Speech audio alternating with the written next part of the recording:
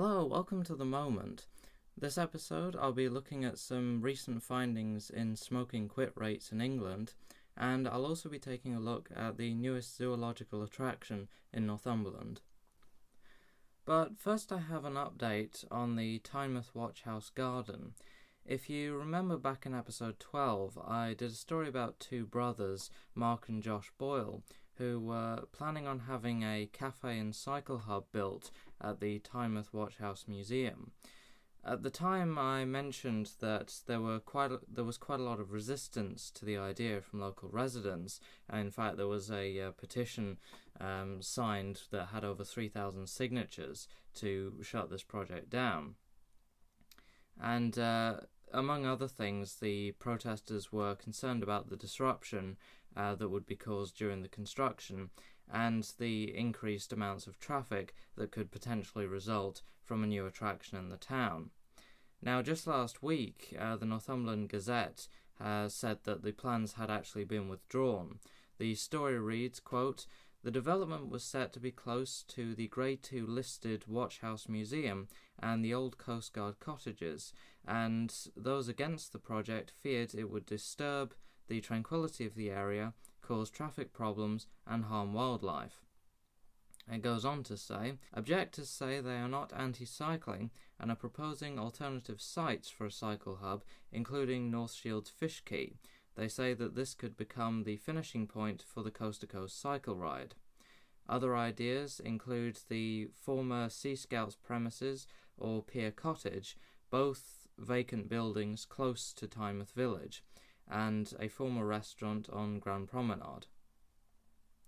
So from that, it does seem that the objections, as I mentioned in episode 12, were not about the fact that it was a cycle hub, but about what it could possibly mean if it were put at that specific location. It'll be interesting to see if the developer, Northern Property Group, decides to try and change the location to any one of these suggested alternatives. But currently the official Watch House Garden Facebook page doesn't have any recent posts about future plans for the project. Now let's move on to the first story. There's been a lot of articles recently that talk about how more people are quitting smoking than ever. A report has been released from University College London which looks at the quit rate in the UK over the last 10 years. Taking a look at the story in The Guardian, it says, quote, "Success rates for smokers trying to give up have hit a record high, in part thanks to the increasing use of e-cigarettes, figures reveal.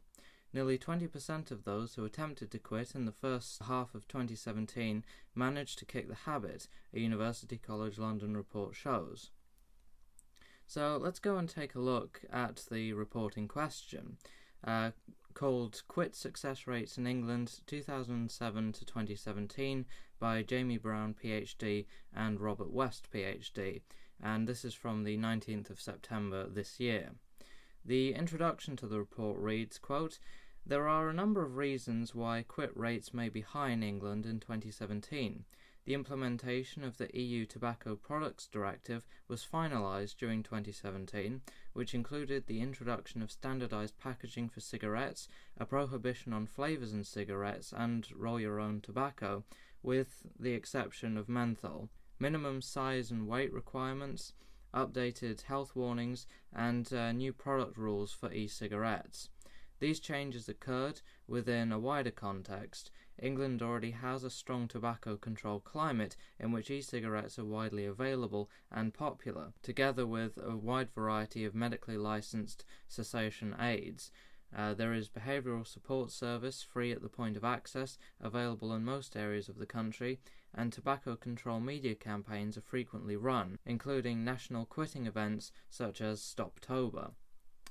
In the discussion section of the report, they say, quit success rates between 2007 and 2017 fluctuated from below 14% to almost 20%, with 2017 having the highest point estimate. But interestingly, they go on to say, the improvement in success rates was exclusively in those with lower socioeconomic status. A previous analysis of smoking toolkit study data, collected predominantly in 2007, reported that smokers in lower socioeconomic groups were as likely as those in higher groups to attempt to try to quit smoking and use aids to cessation, but were half as likely to succeed. The current study indicates an important improvement in this regard. The improvement has resulted in parity between the groups in quit success rates for the first time in over 10 years. And the NHS statistics published in August this year seem to bear this out as well, at least in terms of the number of quit attempts, with people in the what they call routine and manual occupations category having the highest amount of attempts, with 81,469 attempts. However, in terms of self-reported quit rate by socioeconomics, the NHS PowerPoint reads, quote, "The quit rate was highest among retired, 58%, and lowest for never worked or long-term unemployed, 43%. These recent numbers go against the trend over time that poorer people smoke more than people who are financially better off. Even Public Health England, in their document called Key Data Sources for Planning Effective Tobacco Control in 2017 and 18, used data that shows a correlation between lower socioeconomic status and smoking. On page 4 of this document, they say, quote, "Approximately half of all smokers in England work in routine and manual occupations. Workers in manual and routine jobs are twice as likely to smoke as those in managerial and professional roles, and unemployed people are twice as likely to smoke as those in employment." But of course this is going against the findings of the UCL study, mostly because Public Health England is using old data. Following the link provided on page 4 leads you to the Action on Smoking and Health website and the Health Inequalities Resources Pack, which breaks down the problems facing specific groups with regards to smoking. Clicking on the Read More button below the heading Smoking Low-Income Families leads you to a downloadable document which specifically states the poorer you are, the more likely you are to smoke. Except that the document is using stats from 2015 at the latest, hence the reason that Public Health England's numbers are behind those of the NHS, which is using ONS statistics and the UCL report. It seems to me that if Public Health England wanted to plan effective tobacco control, then they should be in direct contact with the groups that have the latest numbers, instead of using outdated sources, some of which are coming from 2010, at least in this specific document. I'll put links to all the relevant materials in the description so that you can check for yourself as well. But so far there really isn't a clear reason why it is that the lower socioeconomic groups should be suddenly attempting to quit smoking at such a rate. Perhaps, as the UCL report suggests, it is down to the prevalence of e-cigarettes. But it will be interesting to see if this change persists over time, and whether future studies can look at why there has been such a huge leap in smoking quit rates among this demographic. So now let's move on to the final story. Most people have heard about Kirkley Hall, but there is another zoo nearby. Northumberland County Zoo is a recent attraction that only reached zoo status in 2015. The About section on their website reads, "Northumberland County Zoo is an up-and-coming family-run animal collection in the heart of Northumberland. The park currently has 17 acres for visitors to explore, with over 50 species of animals to see. We are aiming to become a member of BIAZA, which is the British and Irish Association of Zoos and Aquaria.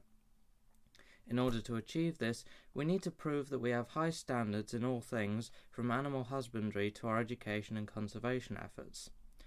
Now, as for their education programs, they say, "Our main focuses of the education program are to encourage awareness, respect, and a responsible attitude towards the environment and appreciation of the local wildlife, to understand how landscape, plants, animals, and ourselves are interrelated, and what effects may occur from the disturbance of these relationships, to educate visitors of the natural environment of various species in the collection, to encourage visitors and individuals to become more sustainable, with the concept that simple small lifestyle changes will have a positive effect on the world. And some of the animals that they currently have in their repertoire include things like wallabies, crested porcupines, capybara, fallow deer, llamas, meerkats, ring-tailed lemurs and skunks. So they've got quite a good collection of different animals already. And I interviewed one of the zoo's creators, Maxine Bradley, to talk about how and why Northumberland Zoo got started. Unfortunately, the audio quality in the interview really isn't good enough to put into the episode, so I'll be quoting directly from what she said during the interview. So the first thing I asked her was how the zoo got started, to which she said, quote, "We never intended to start a zoo, really. We had a little shop where we sold beef jerky, which was what our main income was. Where we made beef jerky and we had a gift shop where people could come and buy it. But people wanted drinks and food, so we built a place as well where people could come down, buy some beef jerky and get some food as well. But then there was nothing else for them, so we ended up getting 4 chickens, and then we had 2 donkeys, and then we had 2 goats, and before you know it, we had all sorts of stuff." I then asked about why they had made the leap from running a beef jerky business to a zoo. Maxine said, "My background is in zookeeping, so my parents made the beef jerky, that was their business, and I went away to get a degree in animal management and worked at Chelsea Zoo for 4 years. And it was while I was at Chelsea Zoo that my parents decided on building a zoo, so I could come home and work on their zoo." I then asked what kind of education and conservation programs they had, and Maxine said, "We have an educational program where we teach anything from Key Stage 1 up to college students. We also do education animal talks. Conservation-wise, we're working very closely with local wildlife ecologists who are going to be doing bat rehabilitation.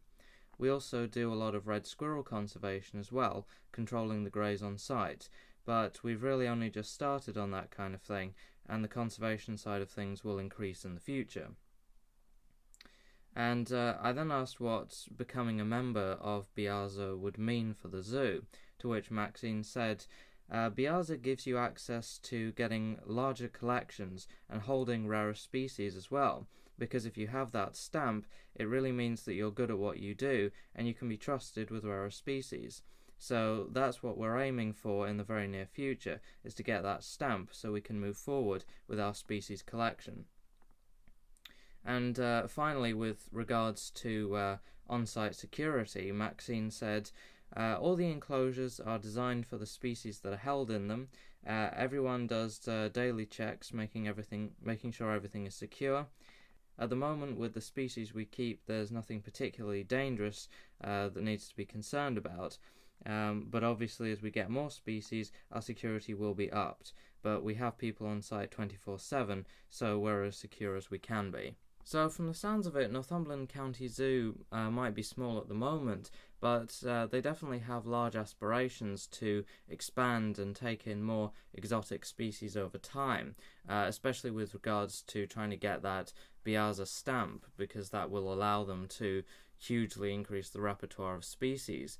And it will be interesting to see if they can actually achieve that and eventually become the largest collection of animal species in Northumberland. It would definitely be interesting to see this project expand over time. And that's all for this episode. Be sure to join me in a fortnight's time for more from around Northumberland and Newcastle. Until then, I'm Oliver Ralph, and this is The Moment.